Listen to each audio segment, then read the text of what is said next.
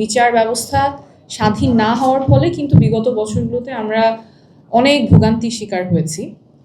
রাজনৈতিক হস্তক্ষেপের কারণে বারবার বিচার ব্যবস্থাটা বিরোধী পক্ষ দমনের হাতিয়ার হিসেবে ব্যবহৃত হয়েছে।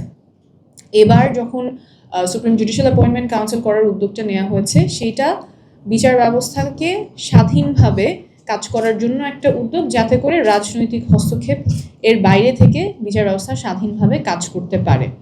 তো এই অধ্যাদেশ যখন অনুমোদন না করা হবে, তখন আবারও আমরা সেই পুরোনো ব্যবস্থাতেই ফিরে যাচ্ছি, যেখানে বিচার ব্যবস্থা স্বাধীন থাকছে না, এখানে রাজনৈতিক হস্তক্ষেপের সুযোগ থাকছে, এবং সেখানে বিচার বিভাগের নিয়োগগুলো তখন আর যোগ্যতা বা মেধার ভিত্তিতে হবে না, তখন সেটা কে দলের প্রতি বা সরকার পক্ষের প্রতি কতখানি অনুগত আছেন সেই ভিত্তিতেই হয়তো নিয়োগগুলো হবে।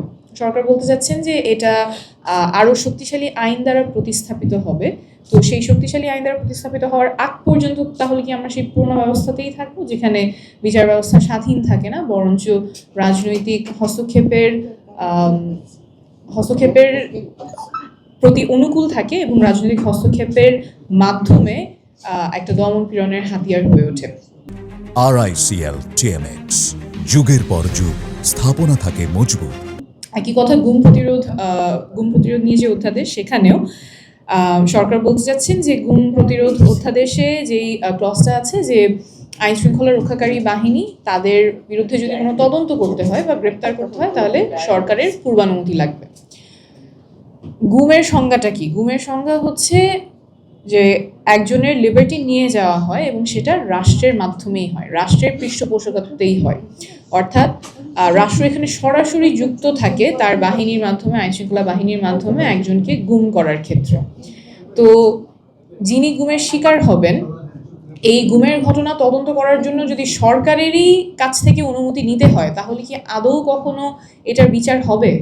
একদম সোজা বাংলায় বলতে গেলে এটা এমন যে কেউ একজন চুরি করলো, চুরি করার পরে সেই চোরকে ধরতে গেলে পুলিশ প্রথমে চোরের সর্দারের কাছ থেকে অনুমতি নিতে হবে, তার আগ পর্যন্ত এটার তদন্ত করা যাবে না বা গ্রেপ্তার করা যাবে না, তাহলে তো সে কোনোদিন বিচার পাবে না। এবং এই মারপ্যাচের কারণে কিন্তু বিগত বছরগুলোতে গুমের শিকার যে পরিবারগুলো, তারা বিচার পাননি।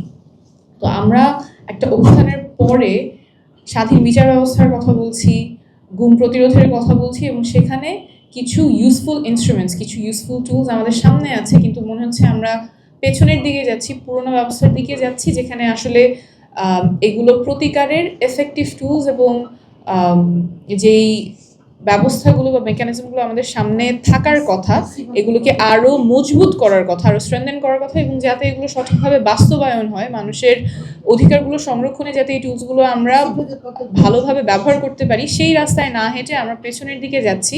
এবং পেছনের দিকে যে যাচ্ছি সেটা কি কারণে, সেই যুক্তিগুলো সঙ্গত না, কিভাবে এই ডেফিসিটসগুলো পূরণ করা হবে, কিভাবে অধিকারগুলো সমুন্নত রাখা হবে, গুমের বিপক্ষে মানুষ কি প্রতিকার পাবে, স্বাধীন বিচার ব্যবস্থা নিশ্চিত করতে কি পদক্ষেপ নেওয়া হবে, সেটা স্পষ্ট না। কিন্তু আমরা যে পেছনের দিকে যাচ্ছি সেটা স্পষ্ট, অল্টারনেটিভটা স্পষ্ট না। তো আমার মনে হয় এখানে এরকম আয়োজন খুবই গুরুত্বপূর্ণ, এবং আমরা যাতে পেছনে না হাঁটি, সামনের দিকে যেতে পারি, আমাদের অধিকারগুলো যাতে সমন্বিত থাকে, সেই জন্য যে টুলসগুলো প্রয়োজন সেগুলো যাতে প্রকৃতভাবে বাস্তবায়ন হয়, সেদিকে আমাদের মনোযোগী হতে হবে।